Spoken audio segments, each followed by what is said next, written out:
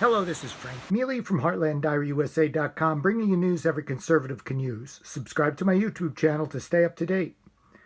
This is the second half, actually 3/4 of the interview between Jake Tapper and Peter Navarro, White House Trade Advisor, on State of the Union. In this instance, Tapper exposes himself as a member of what I'm calling the Stasi media, working to keep up a Berlin Wall of information between the White House and the people. And Peter Navarro tries desperately to get information through that wall, but Tapper will have none of it. He shuts him down at every opportunity where he wants to speak. You can compare this to the interview that Tapper did with Joe Biden immediately following it, in which Biden was given long minutes to state his responses to questions that were, in fact, easy questions to begin with. Anyway, here it goes. Don't enjoy it. Let's turn to the revelations from Bob Woodward's book, which comes out on Tuesday. I want you to take a listen to what President Trump told Woodward in private on February 7th. Great. That's a great day to start. You just breathe the air. That's how it's passed.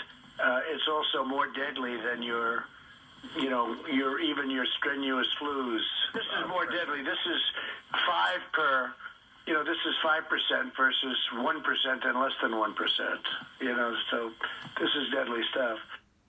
So that's February 7th. Yeah. He's stating that the coronavirus is 5 times deadlier than the regular influenza. Now, here's what he was saying publicly 2 weeks later. Take a listen. About the flu in comparison to the coronavirus. Flu has a fatality ratio of about 0.1%. Correct. This has a fatality ratio somewhere between 2 and 3%. Given that, we don't know exactly the numbers so far. And the flu is higher than that. The flu is much higher than that. So just to be clear, I'm going to give you the mic in a sec, but just to be clear for people watching, on February 7th, he was acknowledging to Bob Woodward behind closed doors, coronavirus was 5 times deadlier than the flu. Less than 2 weeks later, he was saying the exact opposite in public to Sanjay Gupta. He was misleading the American people. Why? Okay, now that I have the mic, give me a minute to walk through the timeline, because I think this is really important. On January 31st, that was basically the starting gun to fight this virus that came in from the Chinese Communist Party. Let's not forget where this started. And that was a signal from this president that this is a serious matter. He's taking down flights from China. He was called a xenophobe and a racist by Joe Biden. No, he wasn't. Later had to apologize. No, he wasn't. Well, he didn't apologize. Yeah, we'll do the fact check on that. I watched that. I just did. All right, well, you're wrong. Nope. So January 31st, pulls down the flight, saves probably hundreds of thousands of American lives. Now, what happened then, Jake? Here's what's important. This is breaking news for you. In that first week of February, leading up to February 7th, we here at the White House started a strategy. It basically was hope for the best, prepare for the worst, stay calm, and begin to attack this virus from China on 4 different vectors. Hang on, let me have the mic here. Well, PPE, I'm not giving you 10 minutes to do this. Vaccines, and therapeutics. Okay, so what happened? So on February 7th, I'm specifically talking about what President Trump was saying to the public. Yes, in February and March. Jake, not fair here. Let me finish here. You're not answering my question. On February 7th. President Trump talks to Woodward. What happens on February 9th? This is the most important thing.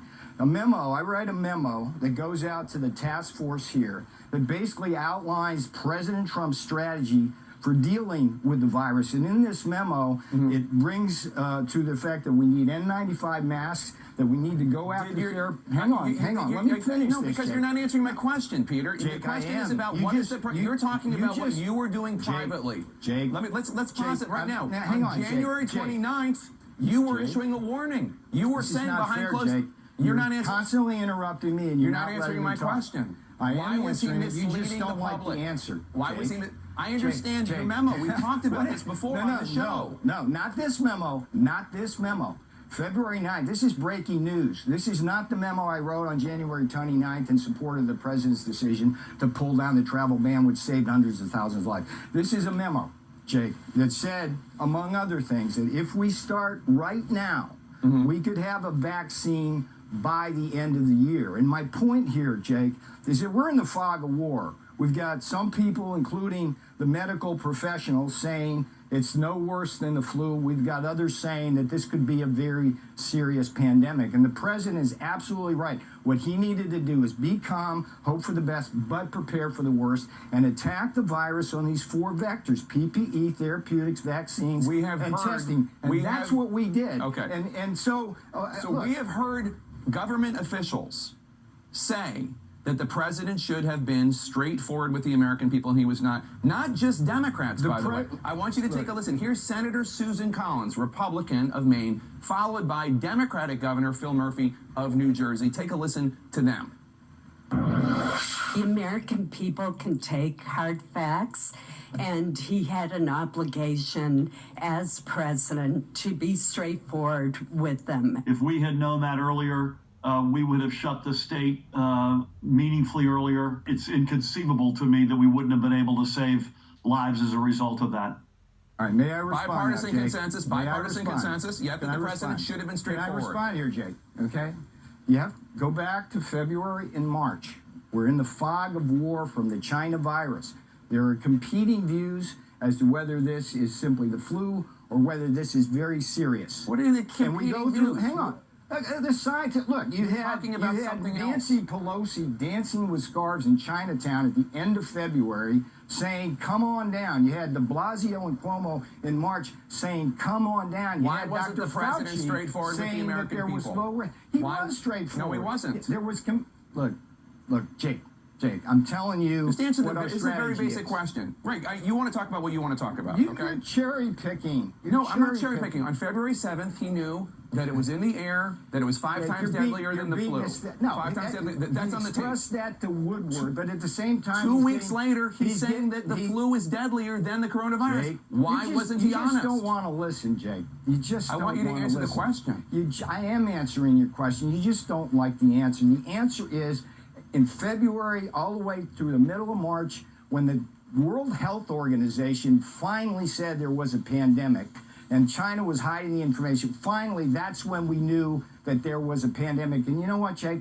We were at that point prepared for the worst. In February, we were moving mountains on PPE, therapeutics, testings, and vaccines so that in the time that we needed those things, we got those things. And it's a miracle what we've been doing on vaccine development. We have a possibility of getting a vaccine by the end of the year. And I put that right in a memo on February 9th under the advice of the president in terms of getting on this situation because it might be serious. You can't have it both ways, Jake. You simply can't. I'm not trying to have it both ways. In February, nobody knew. No, nobody knew. Not the president, not you, not Nancy Pelosi, not Bill de Blasio. He knew it was deadlier than the flu, and he was lying to the American people 2 weeks later. Jake, you're cherry picking. I'm not cherry picking. But you can say, look, I think look, here it is. All of this is asked and answered, Jake. Look, here's the thing. He was not honest with the American people. You're not answering the question. You're not honest with the American people. CNN is not honest with the American people. CNN,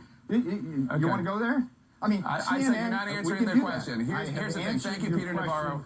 We just played tape. You didn't answer the question. No, you can't say that. You didn't answer the question. No, you didn't. Repeatedly, Jake. You just didn't like the Peter answer. Navarro, thank you so much. I appreciate your time today. Thank you so much. And I would just like to remind the American people watching that the United States has less than 5% of the world's population, and the United States has more than 20% of the world's coronavirus deaths. That is a fact. It does not matter how many times he insults CNN.